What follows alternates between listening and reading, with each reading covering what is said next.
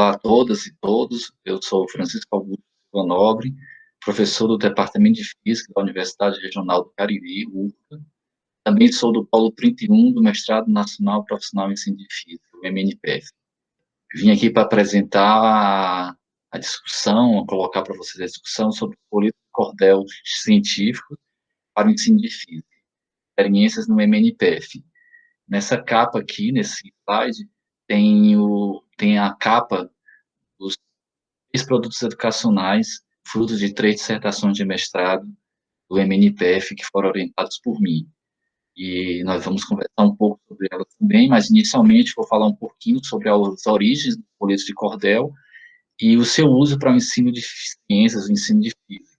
Existe uma discussão teórica sobre a questão da origem dos coletes de cordel nordestinos, mas a professora Ria Liné e a Márcia Abreu, que fez uma tese de doutorado com esse questionamento, com esse tema, e daí surgiu esse livro, Histórias de Cordéis e Coletos.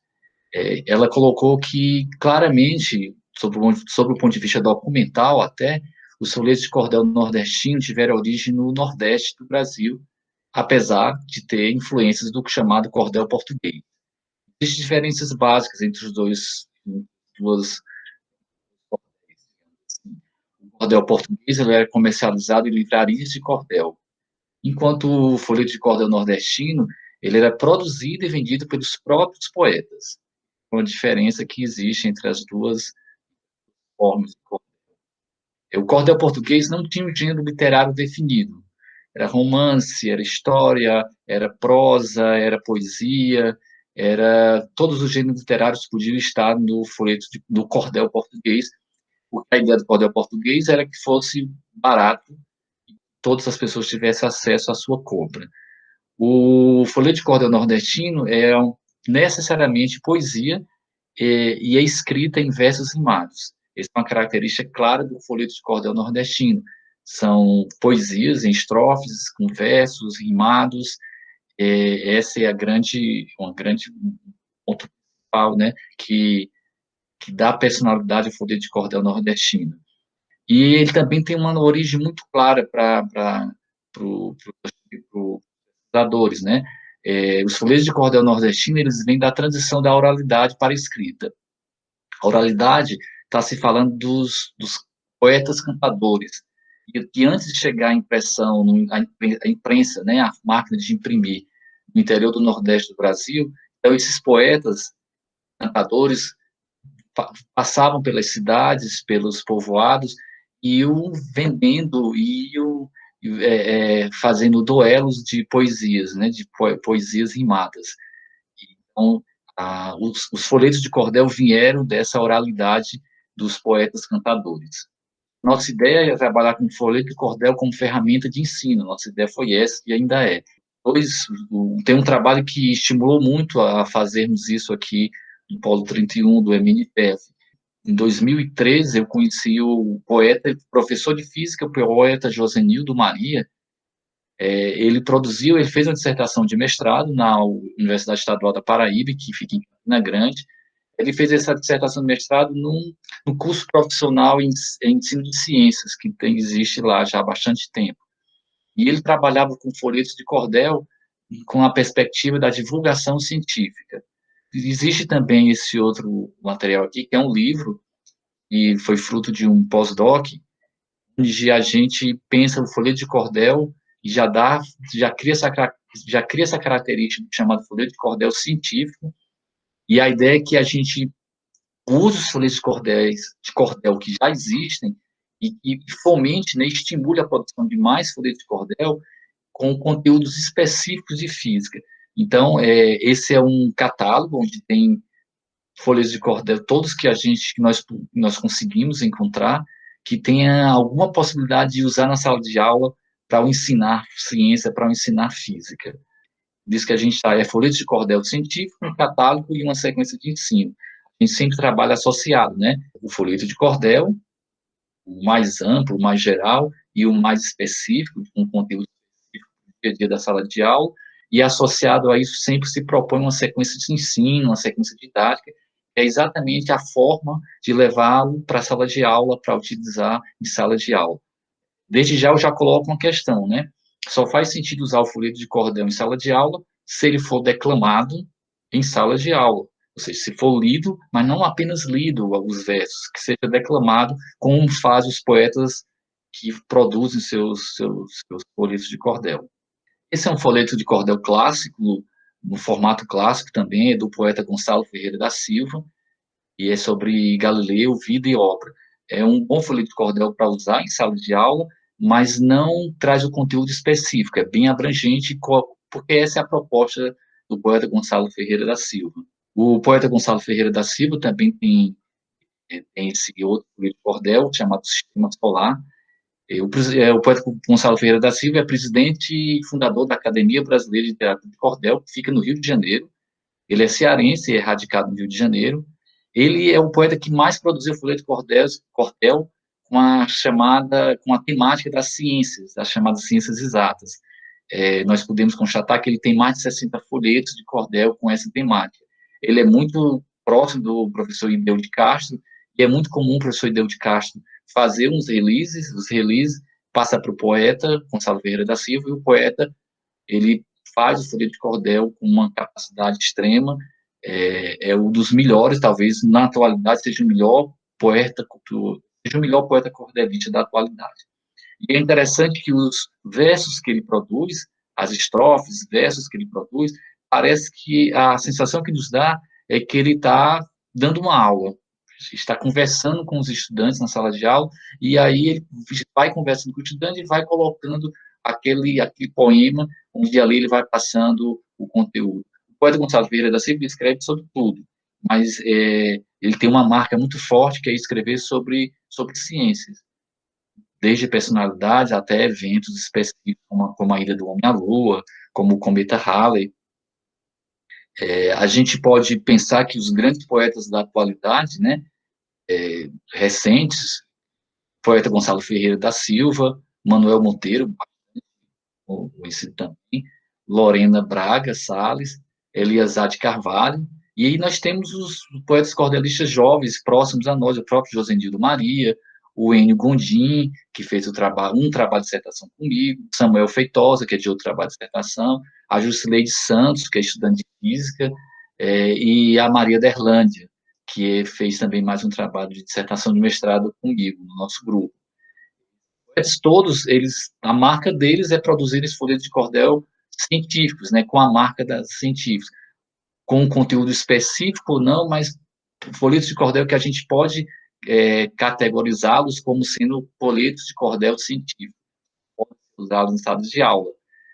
A gente pode resgatar lá das origens, né, a gente pode dizer que o cordel Donzela Teodora, de Leandro Gomes de Barros, o grande Leandro Gomes de Barros, e o outro folheto de cordel, Uma Viagem em um Aeroplano até a Lua, de João Martins Ataíde, outro dos grandes, e isso ainda no início do século passado, por volta de 1920, provavelmente tudo indica pelos estudos que são feitos, foram os primeiros folhetos de cordel impressos e divulgados amplamente no Brasil. E esses dois folhetos de cordel, eles têm um teor que pode ser explorado na sala de aula para ensinar a ciência, pelo contraditório ou pela realidade, mas que pode ser usado para discutir ciência na sala de aula. A gente também entende, as pesquisas mostram, né, que escrever e declamar sobre questões científicas inicia na oralidade, como já comentei, né, já foi comentado. Os poetas cantadores, antes de ter a imprensa, né, no interior do Nordeste do Brasil, eles passavam de cidades em cidades e declamavam, cantavam, e essa questão da oralidade, do cantar, do declamar, para passar informações, inclusive informações científicas, já foi muito usado também na Europa, e no interior do Nordeste do Brasil é algo mais recente, do século XIX, principalmente quando não tinha imprensa. E a gente entende que teve essa transição da oralidade dos cantadores nordestinos, que ainda existem hoje, mas cantadores nordestinos ainda no século XIX, e chegando à imprensa, essa oralidade foi transcrita, e aí surgiu o folheto de cordel, que a gente chama hoje. E se isso já era tão comum há tanto tempo, há tantos séculos, por que não usar os folhetos de cordel para o ensinar, né? Por que não levá-los para a sala de aula, para a divulgação científica, mas também para o ensinar, para o dia a dia da sala de aula com conteúdos específicos, no nosso caso de física. A gente tem até um trecho de uma peleja, que é uma disputa entre dois cantadores, o Mano e o Inácio. Então, era muito comum de dizer o cantar em ciência. O que seria o cantar em ciência? Quando uma peleja, né, uma disputa dessa de tipo rimas, estava demorando muito a acabar, dizem que essa peleja, especificamente do Romano e do Inácio, teria durado mais de 8 horas. Então, era muito comum um poeta começar a querer fazer perguntas ou fazer perguntas de ciências ou algo relacionado a conhecimentos gerais, né? Então, tem essa peleja onde o Romano diz: então, deves conhecer de cabos, estreitos e mares, os golfos, as raças todas, deve estar de tudo a par. Afina tua cachola, lá vou eu te perguntar. E aí o Inácio, percebendo que não ia ter como responder sobre tais conteúdos, ele prefere: patrão, faça o ponto. Então, quando ele diz patrão, faça o ponto, ele continua o verso que ele cria, ele está dizendo claro ali que acabou a peleja e você foi vencedor, Romano. Então, ali, nessa disputa entre Romano e Inácio, você percebe também que já existe, mesmo antes da impressão dos folhas de cordel, o cantar, né, o cantar dos cantadores nordestinos, pelejas com seus versos, e ali a questão da ciência, de conhecimentos científicos, conhecimentos gerais, já estariam colocados ali. Se vocês prestarem atenção, tem esses dois folhas de cordel aqui colocados na tela. Um é uma viagem, um aeroplano até a Lua, como eu já comentei antes, e esse outro aqui do lado não é exatamente folha de cordel, na verdade é uma coletânea de folhas de cordel do poeta Gonçalo Ferreira da Silva. São 3 folhas de cordel colocado num livrinho, num livro, com ótima qualidade, e com cada folha, cada página, tem gravuras lindas que vocês estão vendo aí, e esse tema aí, no caso, são corpos celestes. Vamos começar, então, agora com um relato rápido sobre os 3 produtos educacionais, as 3 dissertações de mestrado, e eu trabalhei com meus estudantes nessa temática, que os 3 têm como linha de ação, tem como eixo comum a utilização dos folhetos de cordel em sala de aula para o ensinar, né?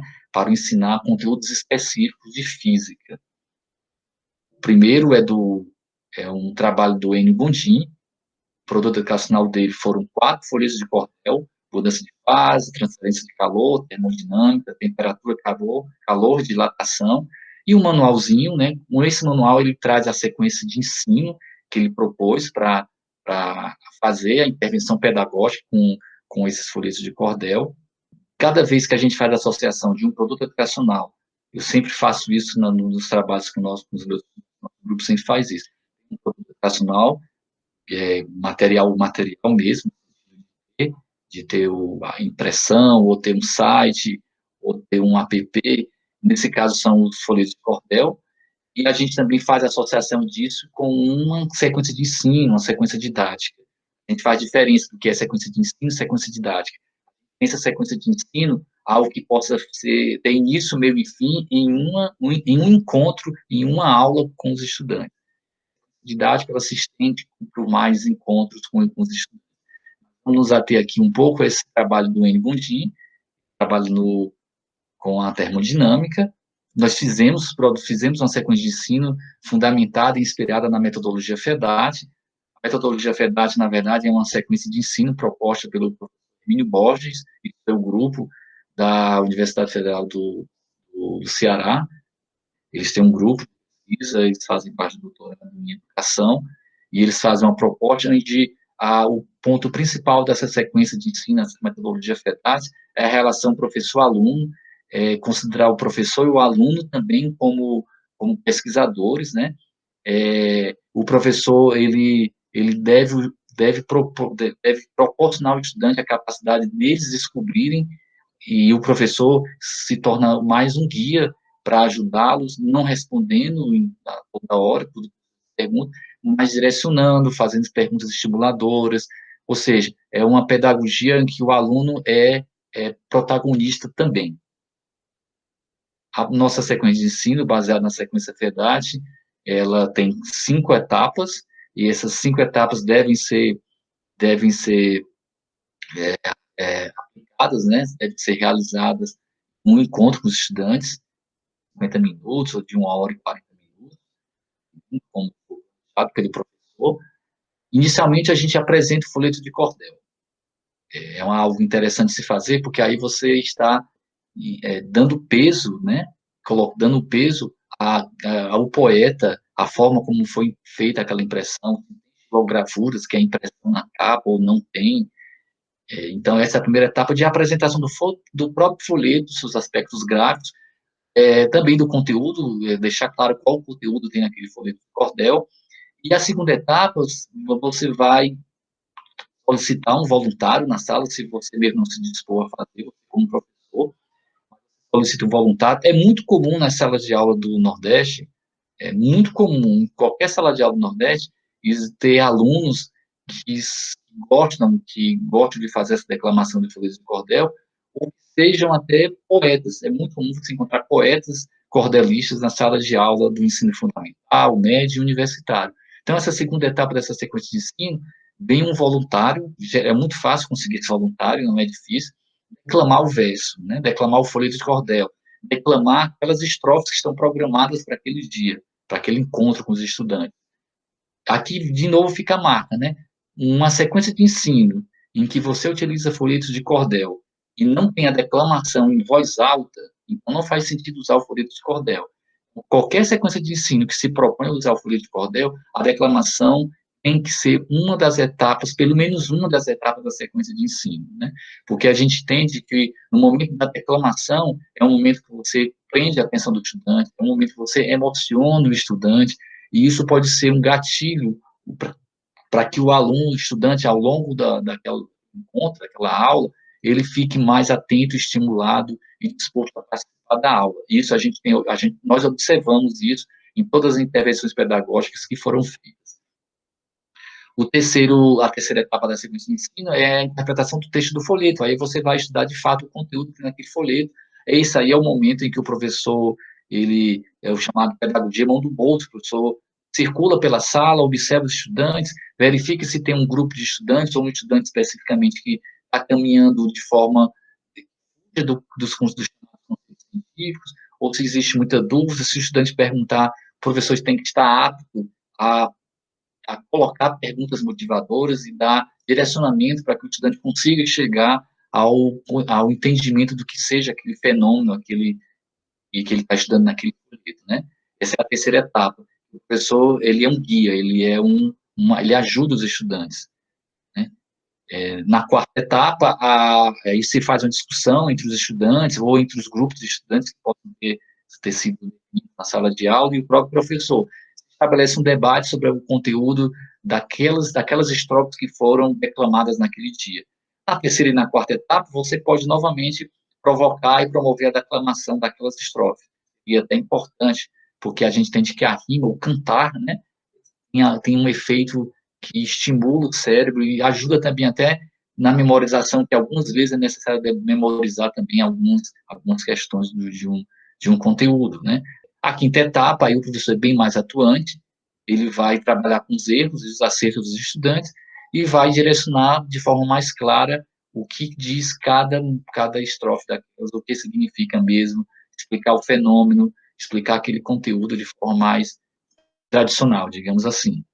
Esse foi o trabalho do N. Gondi, então, esse é o produto educacional, que são as referências, produzir a sequência de ensino, a sequência de ensino, e nós vamos passar para o Samuel Feitosa, né? O Samuel Feitosa também fez um folheto de cordel em História em Quadrinhos, só que ele colocou essas informações sobre o conteúdo de quântica, e, né, ele faz um folheto de cordel, que o nome do folheto de cordel é Os Moídos e Pelejas desde o átomo clássico até o átomo quântico. Ele trabalhou com as informações, com conteúdo do átomo clássico até o átomo quântico, e ele mesmo fez as estrofes, as rimas, ele é um poeta dos grandes e dos bons, e essas estrofes foram colocadas dentro da história que foi criada, né? Então, todos os balãozinhos, né, da história em quadrinhos, em cada balãozinho da história em quadrinho tem uma estrofe de cordel. Então, esse foi o trabalho de Samuel Feitosa, o produto foi esse folheto de cordel em formato de história em quadrinhos sobre quântica, para o ensino médio.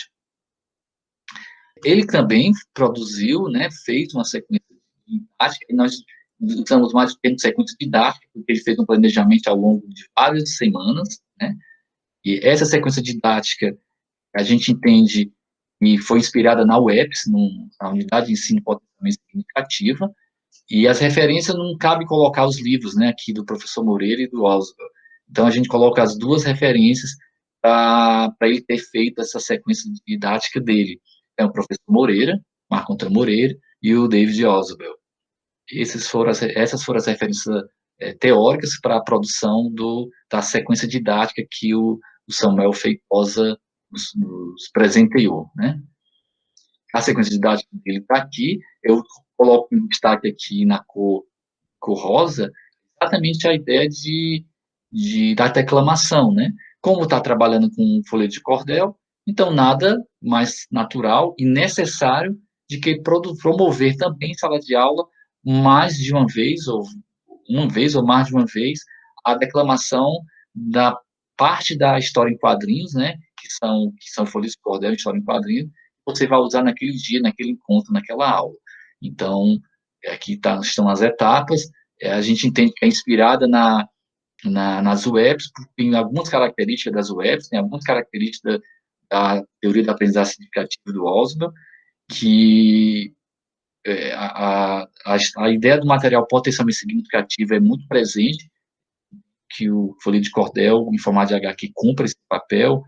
A ideia de, na hora da sequência didática, promover a diferenciação progressiva e a reconciliação integrativa também está bem presente, mas ela não cumpre todas as etapas que se considera assim, ter uma UEPS, uma unidade de ensino potencialmente significativo, mas traz elementos claros da UEPS, do professor Moreira, e da própria teoria de aprendizagem significativa do David Oswald. Então, é o trabalho do Samuel Feitosa, foi esse folheto de cordel em formato de história em quadrinhos. Partimos para o terceiro trabalho, terceira dissertação do mestrado, que é a Maria Derlande. O produto educacional dela foi também um folheto de cordel no formato de história em quadrinhos, mas tem alguns elementos novos nesse trabalho da Maria Derlande. Uma é que a história em quadrinhos, essa história em quadrinhos foi criado um enredo, uma história onde duas irmãs gêmeas, né, e um amigo delas, com seu jumentinho, eles vão vivenciando uma história, e nesse vivenciar, no vivenciar dessa história, vai se passando todo o conteúdo de relatividade, né? Isso foi para uma turma do ensino fundamental. Então, é um material muito didático, muito interessante, e possível de ser utilizado também no ensino médio. E tem um elemento, além desse elemento de ter sido criado um enredo, né, uma história de relações pessoais entre esses três personagens, e tem mais uma personagem que é a Kênia.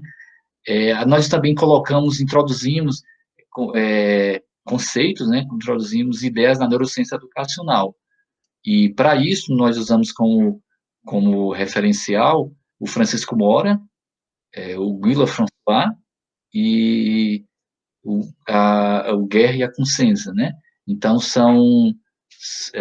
nós produzimos mais uma sequência de ensino, e essa sequência de ensino tem elementos da neurociência educacional, e nós trabalhamos com esses quatro teóricos. E a sequência de ensino é essa. O que foi que nós trouxemos na neurociência educacional? A questão do estímulo, né? Primeira questão do estímulo, mais uma vez, a gente entende que o folheto de cordel, no formato de história em quadrinhos, e ainda mais com o seu enredo, né, sua história contada, a gente entende que provoca muita atenção e emoção. O Francisco Mora, ele fala muito da ideia de provocar a emoção dos estudantes, e com esse provocar essa emoção, você acaba provocando também a atenção dos estudantes na sala de aula, acaba trazendo a curiosidade e um prazer, né, um estudar com prazer.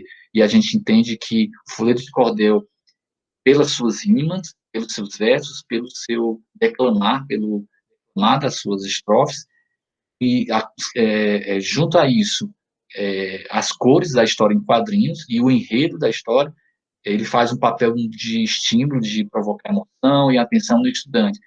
E vocês veem aqui nessa sequência de ensino, que a gente entende também que essa aqui é uma sequência de ensino, mas em um primeiro momento que apresentar também o conteúdo, o próprio folheto de cordel, declamar os versos, aí tem que ter o declamar, porque a rima, como cantar uma música, né, tem um poder, digamos assim, de ajudar o estudante, nos ajudar a guardar algumas informações importantes também, que são importantes também para o aprendizado. Então, tem a declamação dos versos, é essencial ter a declamação do verso nessa segunda etapa. As demais etapas você pode ter novamente a a gente também pode perceber que essa sequência de ensino tem elementos da metodologia FEDAT. Partindo para a terceira etapa, a gente tem o que Francisco Mora coloca, né? Mais valem 50 aulas de 10 minutos que 10 aulas de 50 minutos. Ele coloca sempre isso, que é sempre bom na sala de aula, a cada 10 minutos, ou então a cada momento que você perceba que o estudante está perdendo a atenção naquela aula, na sua aula, que você faça uma interrupção da aula, jogue um vídeo curto, conte uma pequena anedota, ou seja, provoque novamente a atenção dos estudantes, né? Apesar de nós entendermos que o próprio folheto de cordel produz isso, mas é importante ter elementos, né? Selecionar pequenos vídeos, selecionar informações importantes que tenham relação com o conteúdo do dia e para você ficar fazendo as chamadas quebras, né? Tem as chamadas quebras que a neurociência prega tanto, e nós colocamos essas quebras de, de quebra de rotina, né? Essa quebra de rotina para provocar a volta da atenção do estudante. Então, a leitura e discussão em grupo é a terceira etapa, mas que pode ter esse momento de quebra de rotina. A explicação do conteúdo, aí, novamente, os estudantes se juntam nos grupos, ou individualmente, junto com o professor, e discutem o conteúdo que foi lido, que foi declamado naquele dia de aula. E um quinto momento que para nós é muito importante é a produção, os próprios estudantes produzirem seus versos e ou, né, versos e quadrinhos, fazer tirinhas, né, ou pode produzir só versos ou produzir só quadrinhos. E na intervenção pedagógica que foi realizada, tivemos, foi muito interessante, os alunos foram bem participativos na aula. E outro elemento da neurociência educacional que a gente coloca aí é a mudança de ambiente, né, como foram vários encontros, como a gente pode observar aqui, 5 encontros, né? No segundo encontro, no terceiro encontro e no quarto encontro, nós aplicamos aquela sequência de ensino, né? E no quinto encontro foi onde teve a apresentação dos quadrinhos desenvolvidos pelos estudantes ou pelos grupos de estudantes. E essa produção deles foi realizada em cada um dos encontros, né? Então, teve um momento, teve um quinto encontro, onde foi para fazer a apresentação de todo esse material. Foi um momento muito rico, né? Vocês percebem aqui que nesse planejamento das aulas, né, a sequência de ensino que nós aqui, ela foi utilizada em 3 momentos. E essa sequência de ensino, como a gente já comentou, foi fundamentada pela neurociência educacional, tem elementos da metodologia FEDAT também, o produto educacional da Maria da Erlândia, foi esse folheto de cordel em formato de história em quadrinhos, com um enredo, com uma história contada, relação entre os personagens. Eu vou trazer algumas das páginas, não todas, foram 34 páginas, algumas das páginas apenas. Aqui está a apresentação da poetisa Maria Derlândia, que foi também a estudante do mestrado, né? A poetisa Josefa dos Santos, a gravurista, né, que é a Kênia Araújo, e eu fui como orientador aqui, esse desenhozinho aqui no final. Esses 3 trabalhos, eles tiveram, cada um dessas dissertações de mestrado, nós conseguimos, né, ter produtos educacionais, como foi colocado aqui, a poesia, né, o folheto de cordel era sempre a matriz, né, e o cantar, né, o declamar essas poesias era também ponto fundamental nas sequências de ensino, sequências que foram desenvolvidas. Teve também produção acadêmica, isso depois que os alunos defenderam a dissertação do mestrado. Nós tivemos produção acadêmica, publicação de artigos. Em cima tem também material de livro, capítulos de livro, relacionados com os temas. e as próprias dissertações, foram 3 dissertações de mestrado. Nossos agradecimentos à CAPES, à FUNCAP, que é a Fundação Cearense de Apoio à Pesquisa e o Desenvolvimento Científico, a própria SBF, claro, a URCA, o MNPF, e agradeço a todos, peço agradecimento a todos, e fico à disposição para uma futura live, se for necessário, e para vocês entrarem em contato comigo, está aí meu e-mail, augusto.nobre@urca.br, e fico à disposição para qualquer questionamento, poder conversar um pouco mais no próximo, ok? Agradeço a todos e muito obrigado.